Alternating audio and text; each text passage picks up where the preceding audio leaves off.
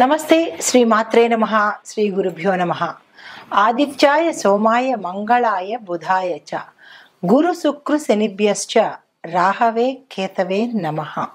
తదుపరి రాశి తులారాశి. ఈ తులారాశిలో ఉండే వారికి ఈ కుజ బుధ ప్రభావము ఎలా ఉండబోతోంది అంటే కనుక ఉద్యోగస్తులకు కొత్త కొత్త అవకాశాలు వస్తాయి, నిరుద్యోగులకు మంచి జాబ్స్ వస్తాయి, అన్ని రకాల ఉద్యోగస్తులకు కూడా ప్యాకేజీ పెరగడము, మీ ప్రమోషన్స్ రావడము, బదిలీలు అవ్వడము, ఏరియర్స్ గతంలో ఆగిపోయినవి మళ్ళా రావడము, మీ యొక్క అధికారులు మీ మాటకు విలువ ఇవ్వడము, ఇలా అన్ని మంచే జరిగే అవకాశము ఈ రాశిలో ఉండే ఉద్యోగస్తులకు గోచరిస్తోంది. అయితే వ్యాపారస్తులకు చూసినట్టయితే మిగతా అన్ని వ్యాపారాల కన్నా రియల్ ఎస్టేట్ రంగంలో ఉండే వ్యాపారస్తులకు విశేషమైన లాభాలు వస్తాయి. ఎందుకు అంటే అంగారకుడు భూమిపుత్రుడు కాబట్టి, భూమికి సంబంధించిన వాడు కాబట్టి రియల్ ఎస్టేట్ వ్యాపారస్తులు, రియల్ ఎస్టేట్ రంగంలో ఉండే మార్కెటింగ్ రంగం వారికి విశేషమైన లాభాలు, మీ ప్యాకేజీ పెరగడము, మీకు లాభాలు రావడము, ఇంకా క్షేత్రము అంటే భూమిని ఇంకా ఎక్కువ కొనుగోలు చేసే అవకాశము ఈ కుజుడు మీకు అనుగ్రహించబోతున్నాడు. ఈ వ్యాపారస్తులకి కనుక చూసినట్టయితే ఓన్లీ రియల్ ఎస్టేట్ వ్యాపారస్తులకే విశేషమైన లాభాలు ఉన్నాయి. మిగతా వారికి ఎలా ఉండబోతున్నాయి అంటే మిశ్రమ ఫలితాలు మాత్రమే ఇస్తున్నాడు. కొంతమందికి మంచి ఫలితాలు, మరికొన్ని రంగాల్లో ఉన్న వారికి సామాన్యమైన ఫలితాలే ఇస్తున్నాడు. కాబట్టి ఈ రియల్ ఎస్టేట్ రంగం తప్ప మిగతా వ్యాపారాలు, మిగతా పరిశ్రమలు, మిగతా వాణిజ్య రంగం వారు మీకు ఎక్కడ ఎలా ఉంటోంది, నష్టాలా లాభాలా అనేది మీరు యోచన చేసుకుని దాన్ని డెవలప్ చేసుకోవడానికి తగిన మార్గాలు అన్వేషించండి. ఇంకా ఆరోగ్యపరంగా చూసినట్టయితే కనుక లంగ్స్కి సంబంధించినటువంటి విపరీతమైన పరిస్థితులు, ఊపిరికి సంబంధించి లంగ్స్కి సంబంధించి తీవ్రమైన పరిణామాలు, తీవ్రమైన అనారోగ్యము, కొంతమందికి ఊపిరికి ఇబ్బంది పడి ఆగిపోయే పరిస్థితి కూడా గోచరిస్తోంది. అటువంటి ప్రమాదాలు చవి చూడబోతున్నారు, జాగ్రత్తలు తీసుకోండి. ఈయన యొక్క ప్రభావము ఊపిరితిత్తుల మీద పడుతోంది. అంటే ఎక్కువగా ఎవరు అంటే గుట్కాలు తినేవాళ్ళు, తర్వాత స్మోకింగ్ చేసే వాళ్ళకి ఈ చాలా బ్యాడ్ అని చెప్పొచ్చు. మీరు తగ్గించుకుంటారో పరిహారాలు చేసుకుంటారో అది మీ ఇష్టము, మీ ఆరోగ్యం మీ ఇష్టము. చెప్పడం వరకే మా బాధ్యత కదా. కాబట్టి ఊపిరితిత్తులకు సంబంధించినటువంటి ప్రమాదాలు విపరీతంగా ఉండబోతున్నాయి. ముఖ్యంగా వీరిద్దరూ జాగ్రత్తలు తీసుకోండి. మిగతా వారు ఆరోగ్యం పట్ల, మీ యొక్క లైఫ్ స్టైల్ పట్ల జాగ్రత్తలు వహించుకోండి. కుటుంబ పరంగా చూసినట్లయితే గతంలో ఏమైనా మీకు సమస్యలు ఉంటే కనుక అవి తొలగిపోయి అన్యోన్యమైన వాతావరణం ఏర్పడే అవకాశం కనబడుతోంది. శుభవార్తలు వింటారు, శుభకార్యాలు చేస్తారు. శుభకార్యాల నిమిత్తంగా మీ దగ్గర ధనం లేకపోయినప్పటికీ ఏదో రకంగా మీ దగ్గరికి ధనం వచ్చి చేరుతుందనమాట. సో ఆ కార్యాన్ని అప్పటికప్పుడు ఫినిష్ చేసుకుంటారు. అయితే వివాహపరంగా చూసినా లేదంటే సంతాన పరంగా చూసినట్టయితే కూడా మీకు ఇది మంచి సమయము, ఆ ప్రయత్నం చేయండి. బుధ అనుగ్రహం వల్ల అన్ని సమకూరుతాయి. అయితే మరొక విషయం ఇక్కడ ప్రస్తావించాలి ఏంటంటే మీ యొక్క అబ్బాయికి కానీ అమ్మాయికి కానీ కుజదోషం ఉందా లేదా చెక్ చేయించుకుని అప్పుడు వివాహ ప్రయత్నం చేయండి. లేదు అంటే కనుక మీకు లేకపోయి అవతల వారికి కుజదోషం ఉంటే కనుక అది మారకంలోకి వెళ్ళిపోతుంది. మారకం అంటే ఏమిటో మీకు తెలుస్తుంది, నేను ప్రత్యేకంగా చెప్పకూడదు.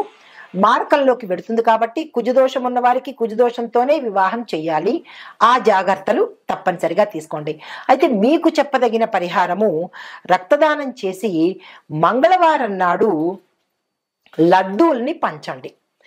ఏ లడ్డూ అయినా పర్వాలేదు, లడ్డూల్ని పిల్లలకు కానీ పెద్దవాళ్ళకు కానీ గుళ్ళో కానీ పంచినట్టయితే కనుక కుజగ్రహానికి సంబంధించినటువంటి దోష పరిహారము సమసిపోతుంది. ఇది దృక్పంచాంగం రీత్యా జ్యోతిష్యపరంగా చెప్పదగిన గోచార రీత్యా ఫలితాలు, పరిహారాలు. మనకి ఖగోళ శాస్త్రంలో దృక్పంచాంగం ప్రకారము, జ్యోతిష్య ప్రకారము 9 గ్రహాలు మనకి 12 రాసులు ఇలా విభజించబడి ఉన్నాయి.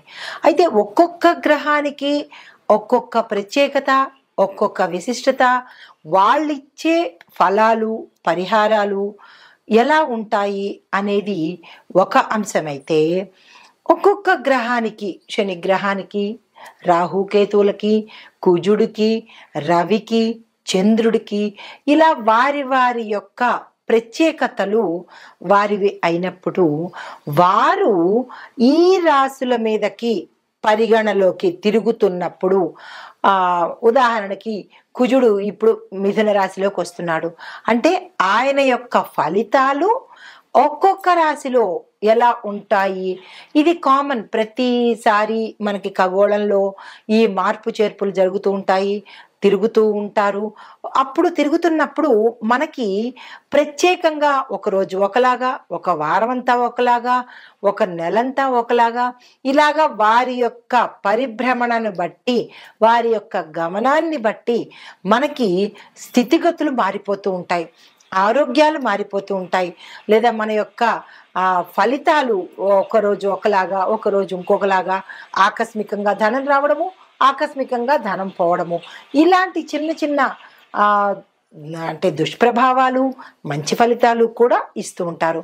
అందులో భాగంగా ఇప్పుడు ప్రస్తుత అంశము, కుజుడు మిథున రాశిలోకి ప్రవేశించేటప్పుడు ఎలాంటి ఫలితాలు ఇస్తున్నాడు, అది మేషాది ద్వాదశ రాశుల వారికి ఎలా ఉండబోతోంది అనే దాన్ని చెప్పుకునే దానికి ముందు, కుజుడు అనేది ప్రత్యేకమైన గ్రహం అన్నమాట. అంటే జ్యోతిష శాస్త్ర ప్రకారము కుజుణ్ణి అంగారకుడు అంటారు. అంటే ఆయన ఎర్రని రంగు కలిగిన వాడనమాట. అయితే ఈ గ్రహాలన్నిటిలోకి ఈ కుజగ్రహానికి కొంచెం భయపడతారు.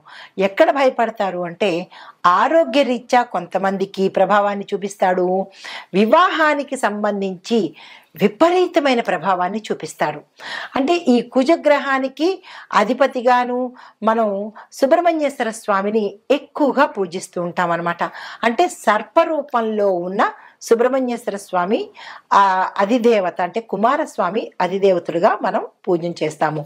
అయితే ఈ కుజగ్రహానికి ఎందుకు మనం ఇంత భయపడతాము అంటే కనుక, గ్రహాలకు అధిపతిగా ఈయన్ని మనం కొలుస్తాము. కుజగ్రహము గ్రహాలన్నిటికీ కూడా అధిపతి అన్నమాట. అయితే ఈ గ్రహము రక్తము, బలము, భూమి మీద ఎక్కువగా ప్రభావం చూపిస్తుంది. అంటే ఒక మనిషి శరీరంలో రక్తం మీద, అంటే రక్తం తక్కువగా ఉండడము, రక్తానికి సంబంధించిన దోషాలు రావటము, ఇలాంటి వాటి మీద చూపిస్తుంటాడు. మరొక దేని మీద చూపిస్తాడు మనిషి మీద, బలం యొక్క, అంటే బలం అంటే శక్తి మీద అనమాట. కొంతమంది ఒక్కొక్కసారి అంటుంటారు, మాకు శక్తి లేదండి, బలం లేదండి అంటారు. అంటే వారికి కుజుడు బలహీనంగా ఉన్నాడు అని అర్థం అనమాట. అంటే బలం లేకపోవడము, రక్తహీనత రావడము, అది వైద్య పరిభాషగా మనం ఏమనుకుంటాము, రక్తహీనత, ఐరన్ లోపము అనుకుంటాము. ఆధ్యాత్మిక పరంగా చూసుకున్నట్టయితే కుజుడు కనుక ఎక్కువ ప్రభావం చూపిస్తే, కుజుడు దుష్ప్రభావాన్ని చూపిస్తే కనుక ఇటువంటి రుగ్మతలు రావడము, బలహీనంగా ఉండడము. అయితే ఇది మనిషి ప్రకారంగా. మరి భూమి మీద ఎలా చూపిస్తాడు అంటే కనుక, భూమి బేట్లు వారిపోవడము, పంటలు సరిగా పండకపోవడము, వాతావరణంలో విపరీతాలు సృష్టించబడ్డము, ఇలాంటి వాటి యొక్క ప్రభావం కలిగింది అంటే అది తప్పనిసరిగా కుజుడి యొక్క పరిహారం, అంటే కుజుడి యొక్క ప్రవర్తన అని మనకి అర్థమవుతుందన్నమాట. అయితే ఈ అంగారకుడు తన దిశను మార్చుకుంటున్నప్పుడు కూడా ఇటువంటి ప్రభావాలు ప్రతి ఒక్క రాశి మీద కనిపిస్తూ ఉంటాయి. ఈ సందర్భంలో ఈ అంగారక గ్రహము, అంగారకుడు అంటే కుజుడు అన్నమాట, ఈ క్షీణించడం వల్ల, బలహీనపడడం వల్ల, ఒక్కొక్కసారి క్షీణించినప్పుడు కూడా బలహీనపడినప్పుడు విపరీత పరిణామాలు కొందరికి కలిగితే, కొందరికి సామాన్యమైన ఫలితాలు కనబడుతూ ఉంటాయి. అయితే ఇలా జరిగినప్పుడు చాలామంది ఏమని అడుగుతుంటారంటే, మేము ఏమేం పరిహారాలు చేసుకోవాలి, మేము ఎట్లా ఉండాలి, మేము ఏం మార్చుకోవాలి అనే సందేహాలు మన ప్రేక్షకులకు కలుగుతుంటాయి. అయితే ఇప్పుడు ఈ ఏ సమయంలోంచి మనకి ఈ కుజుడు వచ్చాడు అనేది ప్రత్యక్షంగా నేను చెప్తాను. ఈ గ్రహ మార్పు అనేది ఎవరికి అధిపతి అంటే, కుజుడు మేషరాశికి, వృశ్చిక రాశికి అధిపతి. ఇలా ఈ గ్రహాలన్నీ కూడా కొన్ని కొన్ని రాశులకు అధిపతి అవుతారు. ఇప్పుడు శనేశ్వరుడు ఉన్నాడు, మకర కుంభాలకు అధిపతి అన్నమాట. అలాగే కుజుడు మేషరాశికి వృశ్చిక రాశికి కూడా అధిపతి. ఈ అధిపతులు అవ్వడం వల్ల ఒక రకమైన అంటే వారికి ఫేవర్ చేస్తూ ఉంటాడు. ఎవరైతే ఏ రాశులకు అధిపతి అవుతారో ఆ రాశులకి ఫేవర్ చేస్తూ, అంటే ఫేవర్ అంటే మరీ ఎక్కువ ఫేవరిజం కాకుండా కొంచెం సులువు సూత్రాలు ఇస్తుంటాడు. అయితే మిగతా రాశుల వాళ్ళకి ఇవ్వడా అంటే మిగతా రాశుల వాళ్ళకి ఇస్తాడు, కాకపోతే వీరి మీద ప్రభావం ఎక్కువగా ఉంటుందన్నమాట. ఇంకొక పరంగా చూసినట్టయితే కనుక ఈ కుజగ్రహము గత సంవత్సరం అక్టోబర్లో 20వ తారీఖున అంటే 2024 అక్టోబర్లో మిథున రాశిని వదిలేసి కర్కాటకంలోకి ప్రవేశించాడు. కర్కాటకంలోకి ప్రవేశించినప్పుడు ఆ గ్రహస్థానము ఆ ఏడాదంతా ఉంది. అంటే అక్టోబరు, నవంబరు, డిసెంబరు, జనవరి వరకు ఉంది. జనవరి 21 నుంచి మళ్ళా తన స్థానాన్ని మార్చుకొని 25 అంటే 2025 ఇప్పుడు ప్రస్తుతం అన్నమాట. జనవరి 21 నుంచి మళ్ళా మిథున రాశిలోకి వచ్చేసాడు. మిథునంలోకి కర్కాటకంలోకి వెళ్ళి మళ్ళా రివర్ట్ అయ్యి మళ్ళా మిథునంలోకి వచ్చాడనమాట.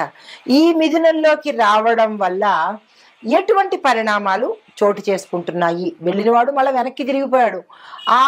తిరగడం వల్ల ఏమైంది, ఎట్లాంటి పరిణామాలు చోటు చేసుకుంటున్నాయి అనే అంశంలో కనుక మనం చూసినట్టయితే ఈ విషయాన్ని పరిశీలించేదానికి ముందుగా మీకు ఒక చిన్న విషయం చెప్తాను. అదేంటంటే కుజుడు బలహీనంగా ఉన్న వారిలో ఏమిటి లోపాలు మనకి మన వ్యక్తిగతంగా పరిశీలన చేసుకోవచ్చు. అది ఎలా పరిశీలన చేసుకోవాలి అనేది ఒక్కొక్క పాయింట్ చెప్తాను, వినండి. మనలో ఆత్మవిశ్వాసం పోతుంది. అంతవరకు కాన్ఫిడెంట్గా ఉంటాం. ఎస్, నేను ఏదైనా చేయగలను అని కాన్ఫిడెన్స్ ఉంటుంది. ఎప్పుడైతే కుజుడు బలహీనపడ్డాడో అప్పటి వరకు బాగున్న వాళ్ళు ఏమంటారు, నేను ఈ పని చేయలేను, నేను చాలా బలహీనంగా ఉన్నాను, నాకు అసలు బాగోలేదు, నేను చేయగలనా అని ఒక నిరాశలోకి వెళ్ళిపోతారనమాట.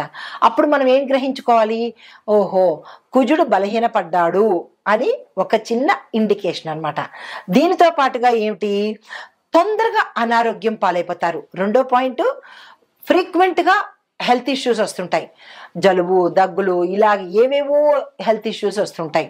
అలాంటప్పుడు కూడా మనం ఏం గమనించుకోవాలి, కుజుడు బలహీనపడ్డాడు అనే అంశాన్ని పరిశీలన చేసుకోవాలి. మూడో పాయింట్ ఏంటంటే ఏ నిర్ణయాలు తీసుకోవాలన్నా తటపటాయిస్తుంటారు. అది ఎవరైనా విద్యార్థులు కావచ్చు, ఎవరైనా మనిషి ఏదైనా నిర్ణయం తీసుకోవడానికి పదే పదే ఆలోచిస్తుంటాడు. మనం కూడా ఏమనుకుంటుంటాం, ఇది చెయ్యాలా వద్దా, వద్దులే అని కాసేపు, లేదు తప్పనిసరిగా చెయ్యాలి అని మరుక్షణం అనుకుంటాం. మళ్ళా ఏమంటారు, వద్దులే అని డైలమాలో సందిగ్ధంలో పడతారు. అలాంటప్పుడు మనం ఏమనుకోవాలి, ఇది ప్రతి ఒక్కరికి ప్రతి జీవితంలోనూ అనుభవంలోకి వచ్చిందే, కావాలంటే మీరు చెక్ చేసుకోండి. అప్పుడు మనం ఏమనుకోవాలి, కుజుడు మనకి బలహీనపడ్డాడు అని మనం వెంటనే గుర్తు తెచ్చుకోవచ్చు. ఇది మూడో పాయింట్.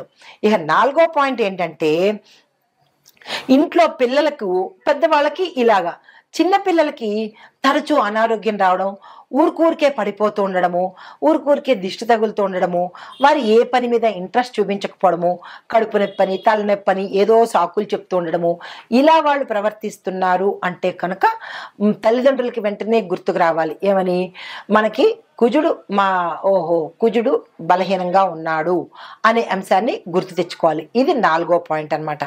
అయితే శరీరంలో కొంతమందికి రక్తము తగ్గిపోతూ ఉంటుంది. రక్తం ఎప్పుడైతే తగ్గిపోయిందో వైద్యపరంగా ఏం చెప్తాం, ఎనీమియా వచ్చేసింది, వీళ్ళకి రక్తహీనత వచ్చింది అని డాక్టర్లు చెప్తారు. కానీ డాక్టర్లు ఏం చెప్తారు, మందులు చెప్తారు తప్ప వాళ్ళకి ఆధ్యాత్మిక పరంగా తెలియదు కదా, జ్యోతిష్య పరంగా తెలియదు కదా. జ్యోతిష్య పరంగా మేమేం చెప్తాము అంటే, కుజుడు బలహీనపడ్డాడు కాబట్టి కుజుడికి సంబంధించిన గ్రహాలు శాంతి చేయించుకుంటే, ఎందుకు, కుజుడు రక్తం మీద ప్రభావాన్ని చూపిస్తాడు కాబట్టి దానికి సంబంధించిన పరిహారాలు చేసుకోవాలి. అది తప్పనిసరిగా మనకి జాతకంలోనే బయటపడుతుంది. డాక్టరు నాడి పట్టుకుంటేనో, స్టెత్ పట్టుకుంటేనో, కళ్ళు చూస్తేనో రక్తం లేదు అని చెప్తాడు. జ్యోతిష్యులు ఏం చెప్తారు? జాతక పరిశీలన చెయ్యంగానే అందులో మీకు కుజదోషం ఉంది కాబట్టి మీకు ఈ పరిస్థితులు వస్తున్నాయి అనే అంశాన్ని చెప్తారు. అంటే ఇటు వైద్యపరంగానూ కరెక్టే, ఇటు ఆధ్యాత్మిక పరంగానూ కరెక్టే. రెండు మనం తీసుకోవాలి. ఈ రెండు తప్పనిసరి, ఒకటే బేస్ మీద కాకుండా. అయితే దీనికి మనం ఏం చేసుకోవాలి అంటే కనుక ఎక్కువ క్యారెట్ తీసుకోవాలి. అంటే రక్తం తక్కువ ఉన్న వాళ్ళకి రెమెడీస్ చెప్తున్నాను. క్యారెట్ తీసుకోండి, టమాటాలు తీసుకోండి, బీట్రూట్లు, పప్పు, బెల్లము, ఇటువంటి పదార్థాలు మీరు తీసుకుంటూ ఇవే పదార్థాలు దానంగా ఇచ్చేయండి. అంటే వైద్యపరంగా మీరు ఇవి తింటూ ఉండాలి, ఆధ్యాత్మిక జ్యోతిష్యపరంగా ఇవి దానాలు ఇవ్వాలి. ఇస్తే అటు డాక్టర్ని మీరు సాటిస్ఫై చేసినట్టు, ఇటు గ్రహాల్ని కూడా సాటిస్ఫై చేసినట్టు అనమాట. గుర్తుపెట్టుకోండి, ఇవి మీరు దానంగా ఇవ్వాలి. దీనితో పాటుగా సాధ్యమైనంత వరకు డాక్టర్లు ఏం చెప్తుంటారు? ఎక్కువగా మీరు నేల మీద పడుకోండి, దిళ్ళు పెట్టుకోకండి అని చెప్తుంటారు కదా, అది వైద్యపరంగా. అయితే ఇప్పుడు జ్యోతిషపరంగా కూడా మనం ఏం చేయాలి? కుజగ్రహం తక్కువగా ఉన్నప్పుడు, బలహీనంగా ఉన్నప్పుడు తప్పనిసరిగా మీకు ఈ సిమ్టమ్స్ కనపడుతుంటే నేల మీదే పడుకోండి. ఎందుకు అంటే కుజుడు అంటే అంగారకుడు భూమిపుత్రుడు కదా, కాబట్టి భూశయనం తప్పనిసరి అన్నమాట. అప్పుడు కొంత గ్రావిటేషనల్ పవర్గా, అంటే నేను మీకు రెండూ చెప్తున్నాను, ఆధ్యాత్మికంగాను చెప్తున్నాను, అంటే ఆధ్యాత్మికం అంటే జ్యోతిషపరంగాను చెప్తున్నాను, ఇటు వైద్యపరంగాను చెప్తున్నాను. ఈ వైద్యపరంగా కూడా ఏం చేయొచ్చు? మనం నేల మీద పడుకోవచ్చు. నేల మీద ఎందుకు అంటే భూమికి గ్రావిటేషన్ పవర్ ఉంటుంది కాబట్టి మనలో ఏదైనా శక్తిహీనత ఉంటే, వెంటనే నెగిటివిటీ ఉంటే అది భూమి తీసేసుకుంటుంది అనమాట. ఆ పరంగా భూమి మీద పడుకోమని చెప్తారు. ఇటు జ్యోతిష పరంగా అంగారకుడు భూమిపుత్రుడు కాబట్టి భూశయనం చేస్తే మనకి రక్త ప్రసరణ ఎక్కువగా, నరాలు యాక్టివేట్ అయ్యి రక్త ప్రసరణ వృద్ధి అవుతుంది. ఇది రెండు పరంగా చెప్తున్నాను, జాగ్రత్తగా వినుకోండి. దీంతో పాటుగా ఏం చేయొచ్చు అంటే కనుక ప్రతిరోజు సూర్యుడికి నమస్కారం పెట్టాలి, తప్పదు. సూర్యుడికి నమస్కారం పెడితే కొంత పరిహారం కలుగుతుందన్నమాట. దీనితో పాటుగా మరికొంత ఏంటంటే చిన్న చిన్న పరిహారాలు చెప్తాను. ఆ పరిహారాలు జ్యోతిష్యపరంగా చెప్తాను. ఇప్పుడు కుజుడు మనకి ఎలాంటి ఫలితాలు ఇస్తాడు అనే అంశాన్ని చూసాం కదా. అయితే ఈ కుజదోష నివారణలు మనం ఆధ్యాత్మిక పరంగా, జ్యోతిష పరంగా ఎలా చేసుకోవాలి అనేది ఒక్కొక్క పాయింట్గా చెప్తాను. వీలైతే నోట్ చేసుకోండి, లేదా అంటే మళ్ళా చూసుకోండి. చాలా మోస్ట్ ఇంపార్టెంట్ అయిన రెమెడీస్ నేను మీకు అందిస్తున్నాను. కుజదోష నివారణకు శివాలయంలో ఏకాదశ రుద్రాభిషేకం చేయించుకోవాలి. మొదటి పాయింట్. 7 మంగళవారాలు చేయించుకోవాలి. మీకు సందేహం రావచ్చు, ఎన్ని సార్లు చేయించుకోవాలి అని. 7 మంగళవారాలు శివాలయంలో ఏకాదశ రుద్రాభిషేకం చేయించుకోవాలి. మొదటి పాయింట్. అది ఎప్పుడు చేయించుకోవాలి? ఉదయం 7 గంటల లోపల. ఇది ఫస్ట్ పాయింట్. తరువాత నాగుల పుట్టను దర్శనం చేసుకొని పుట్టమన్ను చెవికి ధరించాలి. ఇది రెండో పాయింట్, తప్పనిసరిగా చేసుకోవాలి. మూడో పాయింట్, ఆదివారం నాడు ప్రతిరోజు అంటే ప్రతి ఆదివారం నాడు సాయంత్రం 4:30 గంటల నుంచి 6 గంటల లోపుగా నిమ్మకాయ డొప్ప మీద దీపారాధన చెయ్యాలి. తరువాత సుబ్రహ్మణ్య అష్టకం చదవాలి, తప్పనిసరి. గుర్తుంది కదా. తరువాత మూడో పాయింట్, కుజదోష నివారణకు 12 రోజుల పాటు 9 సార్లు 12 రోజులు అంటే ఒక్కొక్క రోజు 9 సార్లు సుబ్రహ్మణ్యేశ్వర స్వామి అష్టోత్తర శతనామావళి చదవాలి. గుర్తుంది కదా. తరువాత నెక్స్ట్ది అష్టోత్తర రిపీట్ అష్టమూలిక తైలంతో సుబ్రహ్మణ్యేశ్వర స్వామి వారికి దీపారాధన తప్పనిసరిగా చేసుకోవాలి. మరి ఒక పరిహారము, శని ఆది సోమవారాల్లో అష్టమూలికా తైలంతో సుబ్రహ్మణ్యేశ్వర స్వామి వారికి మట్టి ప్రమిదలో ఎర్రని ఒత్తు వేసి దీపారాధన చేసుకోవాలి. ఎరుపు రంగు కుజుడికి ప్రతీక కాబట్టి, ఇష్టపడతాడు కాబట్టి ఆ పరిహారం తప్పనిసరిగా చేసుకోండి. తరువాత సుబ్రహ్మణ్యేశ్వర స్వామి కరావలంబ స్తోత్రము 11 రోజుల పాటు 80 సార్లు చదవాలి. ఇందులో ఎటువంటి డిస్కౌంట్లు లేవు, ఎటువంటి అమెండ్మెంట్స్ లేవు. మళ్ళా చెప్తున్నాను, కుజగ్రహము చాలా తీవ్రమైన పరిణామాలు ఇస్తాడు కాబట్టి చాలా జాగ్రత్తగా దగ్గర పెట్టుకొని మళ్ళా రాసుకునో లేకపోతే మళ్ళా చూసో ఈ పరిహారాలు ప్రతి ఒక్కరూ, కుజదోషం ఉన్నవాళ్ళు, అందులో ఇప్పుడు నేను చెప్పబోయే ప్రతి రాసుల్లో ఉన్న వాళ్ళు కూడా ఈ పరిహారం చెయ్యాలి. సుబ్రహ్మణ్య కరావలంబ స్తోత్రం 11 రోజుల పాటు ప్రతి ఒక్క రోజు 80 సార్లు తప్పనిసరిగా చదవాలి.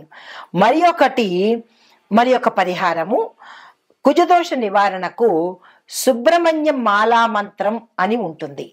దాన్ని 42 రోజుల పాటు రోజుకు ఒక్కసారి తప్పనిసరిగా చదవాలి.